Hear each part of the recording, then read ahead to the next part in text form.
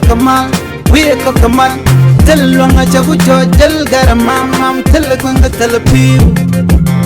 belto chadak pa kon ramamane Läär bialinga jan guasame shalado shiberne ŋuaan nyɔk nek entamare ba jashka kama bol kana tarpam gwadan jeni ka bol ka wudu re wishki tang cha ne shop ka ŋuaan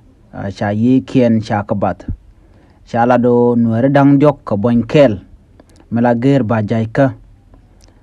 kane dang diokoto shalado ke wuni dang raw ka shekel name kel mi chalaten wo chiro da latere wichen wini kam abol kene itang cha na da shiketa to cha yeken cha kabat wa tana quicken me chiro da latiang ano cha na nakre wich ke itang ke cha na dwan maitin gwan mo cha sheng makao ke sheng me chala do to ite ka gat pa dap cha yire cha jabat ngay kone ala nuari pek dien yot kane japin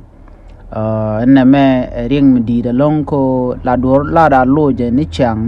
ka chaje reale kane de konre wi ka gambella rega me ring mi shore lat jenda ndi yen ling mi she ling area da me bi goro to biya yat gwas ndana de yen tin kon to re wi ka gambella de yen kalinka loda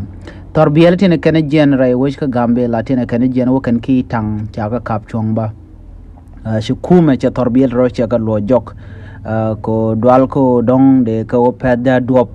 en mo mi shala do sharo da lat entama kwa kwinyo ngum butuo ka jen kwitin ko na lat ka rodin ka cha ka longa ka chong kume gambella jen Läär de yelenga jan gwasame karikti bombom ne kon to re ka gambella